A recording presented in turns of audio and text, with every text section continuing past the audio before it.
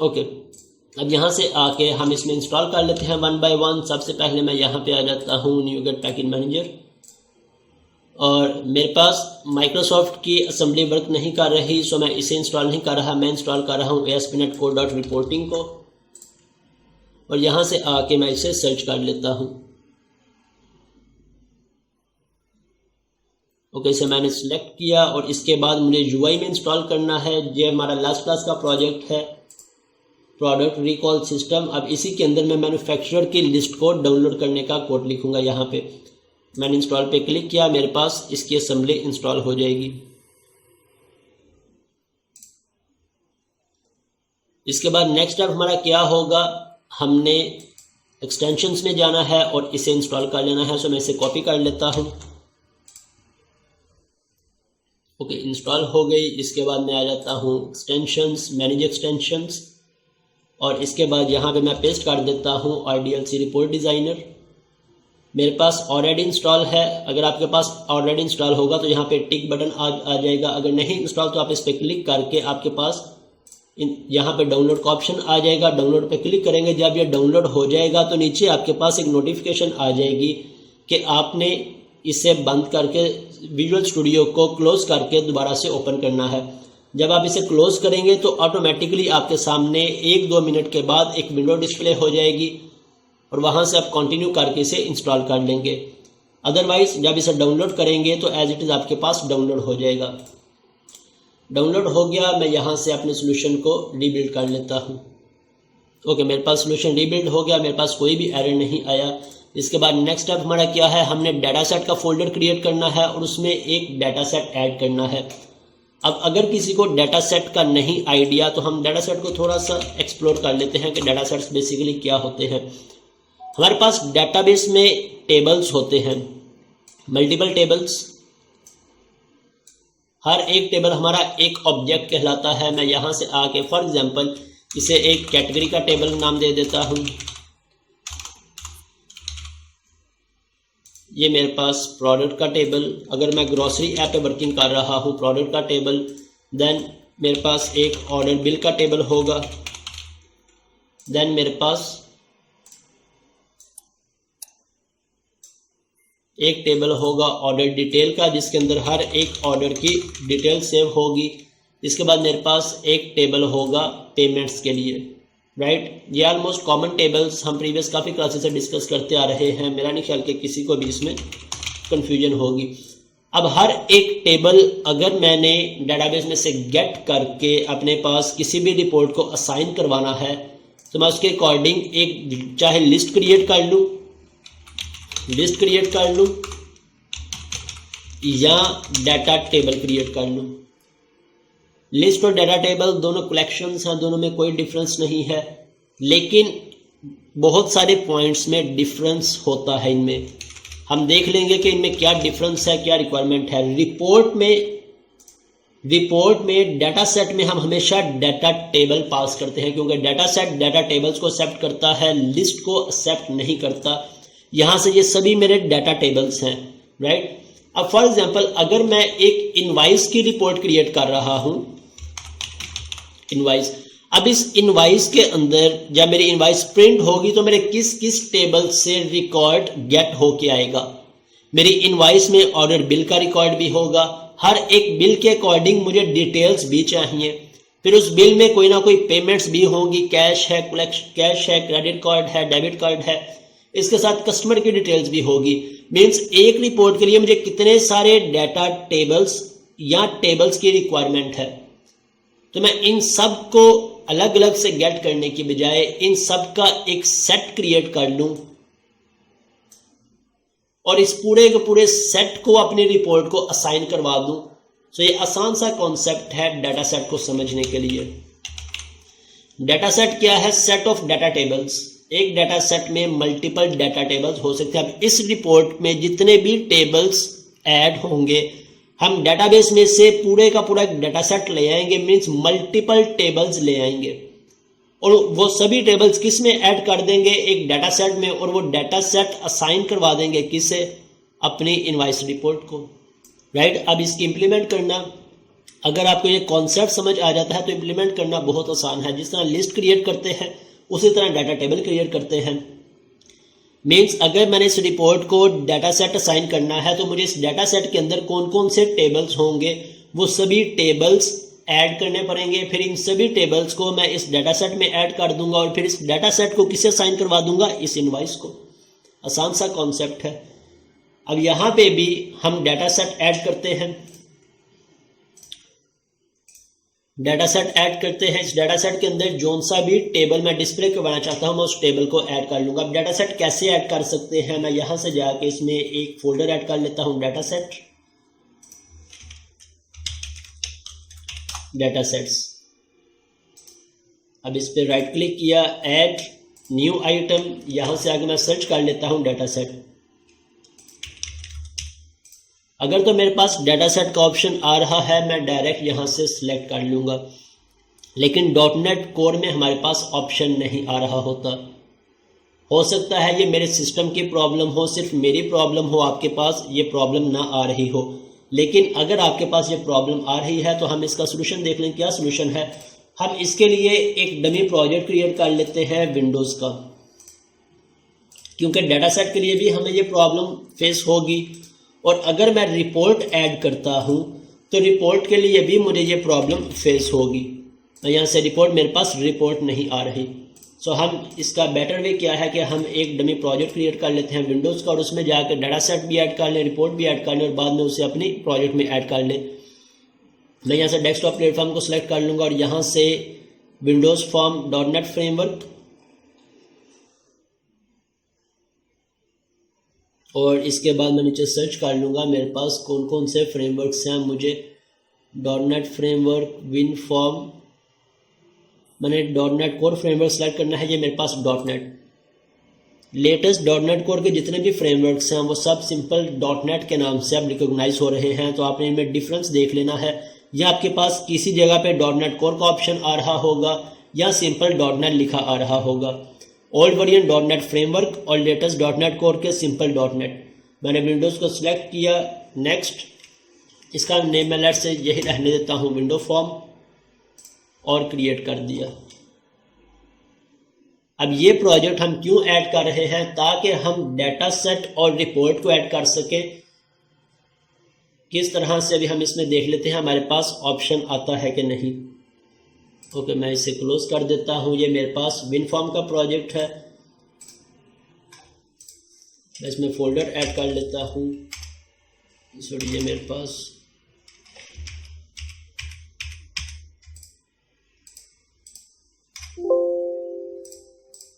कहाँ पे ऐड हो गया है, WinForm। इसमें जाके मैं फोल्डर ऐड कर लेता हूँ, data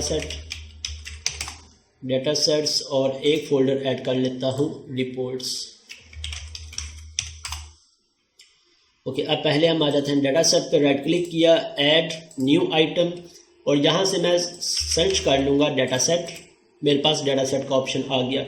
it means web form में हमारे पास ऑप्शन नहीं आ रहा, विंडोज़ फॉर्म में आ रहा है। तो हम विंडोज़ फॉर्म में ऐड करके इसको वेब फॉर्म में ऐड ड्रैग एंड ड्रॉप करवा लेंगे।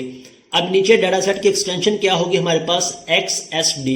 और डाटा सेट का नेम हम क्या रखें, हम इस वक्त किसके लिए डाटा सेट क्रिएट करने जा रहे हैं, हम क्रिएट कर रहे हैं मैन्युफैक्चरर्स के लिए। सो जो नेमिंग कन्वेंशन हम फॉलो करते हैं, डाटा सेट स्टार्टिंग पे स्मॉल ds, प्रीफिक्स, देन जोन सा भी टेबल होगा, हमारा कैटेगरी का टेबल है तो ये डाटा सेट मैं क्रिएट कर रहा हूँ कैटेगरी के लिए। अगर मैं इनवाइस के लिए क्रिएट कर रहा हूँ, मीन्स इनवाइस रिपोर्ट के लिए, तो DS इनवाइस। अगर मैं डिपार्टमेंट के लिए यूज कर रहा हूँ देन DS डिपार्टमेंट। मैन्युफैक्चरर्स की और किसी को ऐड तो नहीं करना यहाँ से। ओके, DS मैन्युफैक्चरर, और मैंने ऐड पे क्लिक कर दिया, मेरे पास डाटा सेट ऐड हो गया। मेरे पास ये सिंपल एक डाटा सेट की विंडो ओपन हो गई और राइट साइड पे मेरे पास इसने कुछ एक्स्ट्रा फाइल्स भी ऐड कर दी। अब इस डाटा सेट को मैं वेब प्रोजेक्ट में लेके जाना चाहूँ तो हम सिंपल यहाँ से इसे जिस भी फोल्डर में लेके जाना चाहते हो हम सिंपल ड्रैग एंड ड्रॉप कर देंगे तो मेरा डाटा सेट मेरी वेब एप्लीकेशन में ऐड हो जाएगा। लेकिन अगर मैं यहाँ से राइट क्लिक करके ऐड करने की कोशिश करूँ तो मेरे पास ऑप्शन नहीं आएंगे। ओके, हम पहले यहाँ पे देख लेते हैं कि हमने अब इस डाटा सेट में ये एक डाटा सेट क्रिएट कर लिया। हमने इसमें क्या ऐड करने हैं, टेबल्स। अब टेबल्स कैसे ऐड कर सकते हैं, हमारे पास इसके कौन कौन से वेज हैं। सिंपल मैं इस पर राइट क्लिक करूंगा, ऐड, और मेरे पास 3 ऑप्शंस आ गए टेबल्स ऐड करने के। हम इन तीनों ऑप्शंस को वन बाय वन देख लेते हैं। फर्स्ट पे डाटा टेबल, फर्स्ट पे टेबल अडॉप्टर, डाटा टेबल और क्यूरी। क्यूरी हमें पता है, डायरेक्ट हम यहाँ पे क्यूरी पेस्ट करेंगे। जिन भी कॉलम्स को, जिस भी टेबल से कॉलम्स हम गेट करना चाहते हो, हम उस क्यूरी को पेस्ट कर देंगे, उसके अकॉर्डिंग हमारा टेबल ऐड हो जाएगा।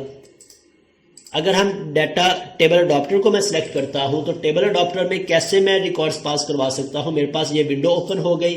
यहां से न्यू कनेक्शन, मैं सबसे पहले अपने सीक्वल का कनेक्शन कॉपी कर लूं। मेरे पास कहां पे सीक्वल का कनेक्शन आ रहा है, स्टार्टअप, सॉरी, मेरे पास इसका कनेक्शन होगा डाटा में, डाटा, और इसका कनेक्शन हमने कहां पे डिफाइन किया है, ऑन कॉन्फ़िगर, स्टार्टअप में इसका होगा कनेक्शन स्ट्रिंग।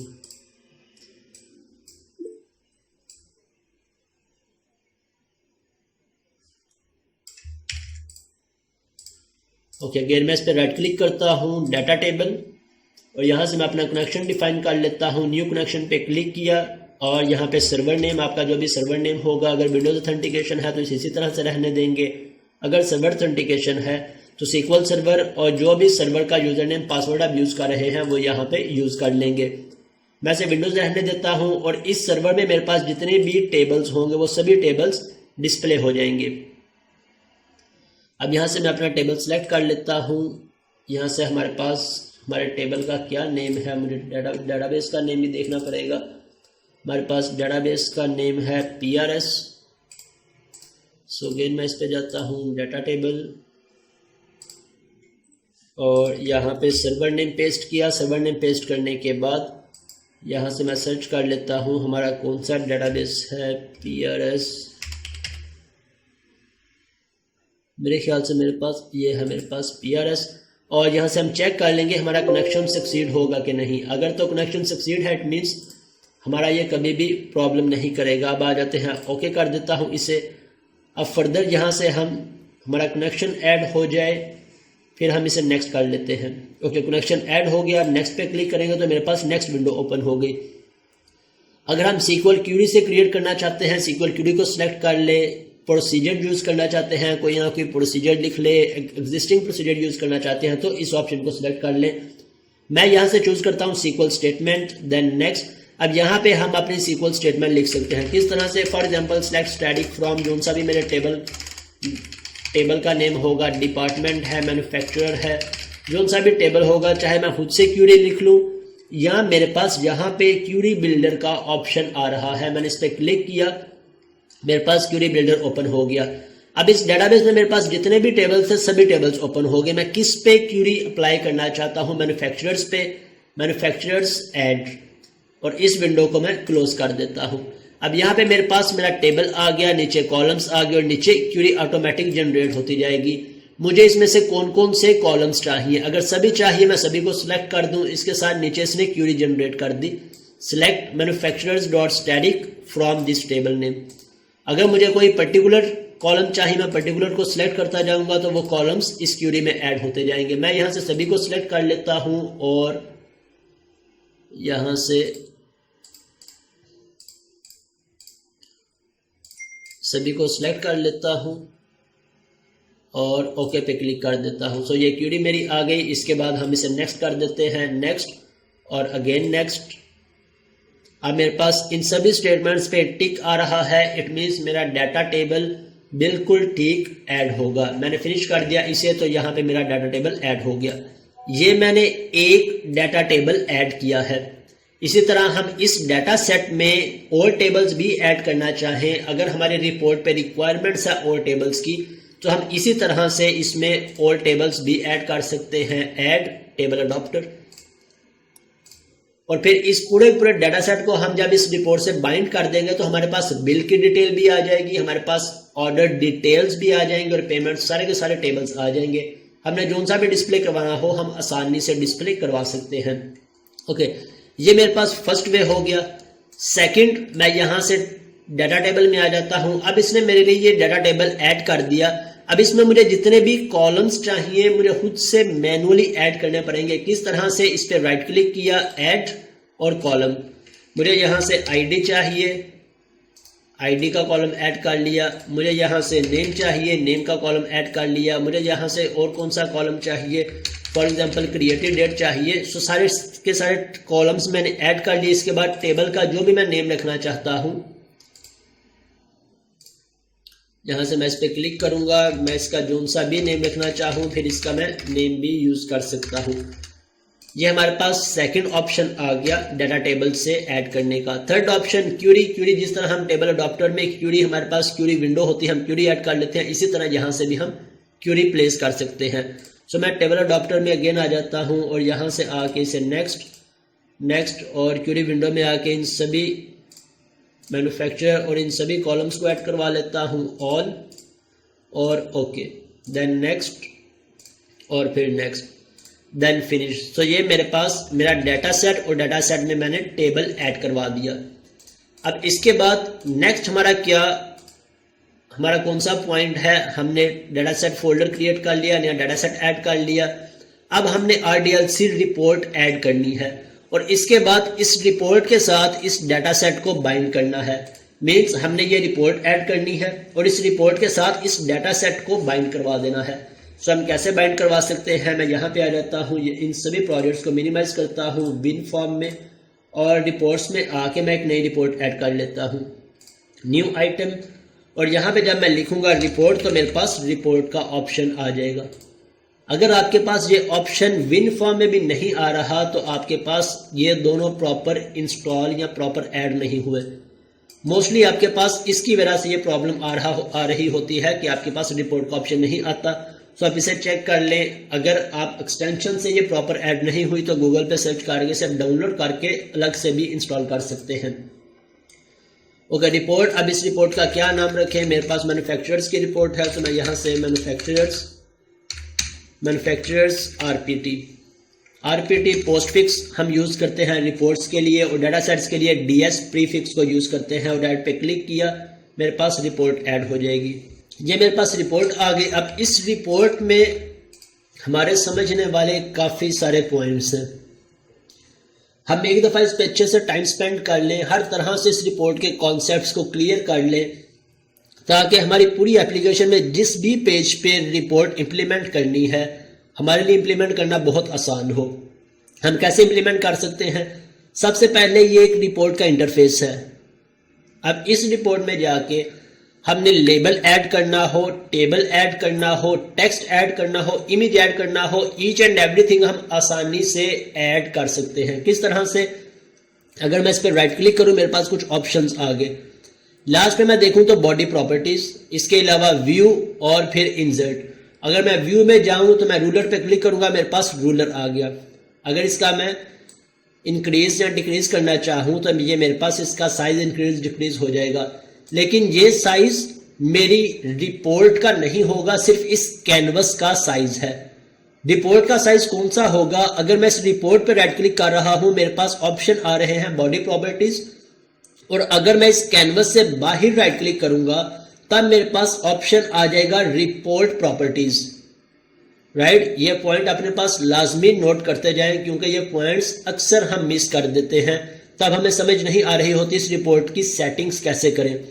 अगर मैं रिपोर्ट में राइट क्लिक करूंगा तो रिपोर्ट में मेरे पास रिपोर्ट प्रॉपर्टीज का ऑप्शन बॉडी प्रॉपर्टीज का ऑप्शन आ रहा है और अगर मैं रिपोर्ट से बाहर इस कैनवस से बाहर कहीं पर राइट क्लिक करूंगा तब मेरे पास रिपोर्ट प्रॉपर्टीज का ऑप्शन आ रहा है, रिपोर्ट प्रॉपर्टीज। अब यहां से हम अपने इस पेज की सेटिंग कर सकते हैं कि इस पेज का साइज क्या होगा। मुझे यहां से पेज साइज लेटर डिस्प्ले करवाना है, लीगल, स्टेटमेंट, एग्जेक्टिव, A4 करवाना है तो A4, 9x11 का रखना है 9x11, कस्टम साइज ऐड करना है तो मैं यहां से कस्टम B ऐड कर सकता हूं। अब अगर हम A4 प्रिंटर को यूज कर रहे हैं तो यहां हम लेटर को यूज कर सकते हैं या A4 को यूज कर सकते हैं। अगर हम थर्मल प्रिंटर को यूज कर रहे हैं तो थर्मल प्रिंटर का साइज आपके उस प्रिंटर का जो पेज होता है उस पर मेंशन होता है, या आप गूगल करके भी सर्च कर सकते हैं, उसका जो भी साइज है वो साइज हम यहाँ से फिक्स कर सकते हैं, राइट। इसके अलावा हमें पोर्ट्रेट चाहिए या लैंडस्केप चाहिए, सो हम उसके अकॉर्डिंग यहाँ से पेज की सेटिंग कर देंगे तो हमारी रिपोर्ट जो प्रिंट होगी वो उस सेटिंग्स के अकॉर्डिंग प्रिंट होगी। मैं यहाँ से इसे कर देता हूँ A4। इसके अलावा हमारे पास नीचे मार्जिन का ऑप्शंस है। आपने देखा होगा कि रिपोर्ट के लेफ्ट और राइट पे, लेफ्ट साइड राइट साइड पे कुछ स्पेसेस आ रही होती हैं। अगर हम चाहते हैं कि हमारा जो टेक्स्ट हो बिल्कुल कॉर्नर से स्टार्ट हो तो हम यहाँ से मार्जिन सभी को 0 कर दें, लेकिन हम ऐसा बिल्कुल भी नहीं करते। हम अपनी रियल टाइम एप्लीकेशंस में लेफ्ट राइट से कुछ स्पेसिंग लाजमी रखते हैं। सो इसके लिए हम मार्जिन को यहाँ से सेट कर सकते हैं कि लेफ्ट से मार्जिन कितना हो, 5 इंच हो, 1 इंच हो, 2 इंच हो, राइट से कितना हो, टॉप बॉटम से कितना हो। इसके अलावा फर्दर कुछ ऑप्शंस हैं, ये ऑप्शंस फिल वक्त हम डिस्कस नहीं करते, ये इन फ्यूचर जब आपकी रिक्वायरमेंट होगी तब आप इसे एक्सप्लोर कर सकते हैं। मैंने अभी तक इन ऑप्शंस को यूज़ नहीं किया। ओके, मैं इसे ओके कर देता हूँ। ये हमने रिपोर्ट की बेसिक सेटिंग कर ली, पेज सेटिंग हमने कर ली। अब मैं इस रिपोर्ट पे राइट क्लिक करूंगा, इंसर्ट, यहाँ पे मेरे पास काफ़ी सारे टूल बॉक्स आ गए या टूल बॉक्स के ऑप्शंस आ गए। अगर मैं टेक्स्ट ऐड करना चाहूँ, लाइन ऐड करना चाहूँ, टेबल ऐड करना चाहूँ, मैट्रिक्स ऐड करना चाहूँ, RDLC की सबसे बड़ी पावर जो मैंने ऑब्जर्व की है, मेरा एक्सपीरियंस है, वो है मैट्रिक्स रिपोर्ट। क्रिस्टल रिपोर्ट्स में आप मैट्रिक्स रिपोर्ट क्रिएट नहीं कर सकते। मेरे एक्सपीरियंस में मैंने अभी तक क्रिएट नहीं की, हो सकता है मेरे से क्रिएट हुई ना हो, लेकिन मुझे इसका सोल्यूशन नहीं मिला कि हम क्रिस्टल रिपोर्ट्स में मैट्रिक्स रिपोर्ट कैसे ऐड कर सकते हैं। लेकिन RDLC के अंदर हम मैट्रिक्स रिपोर्ट को बहुत आसानी से ऐड कर सकते हैं।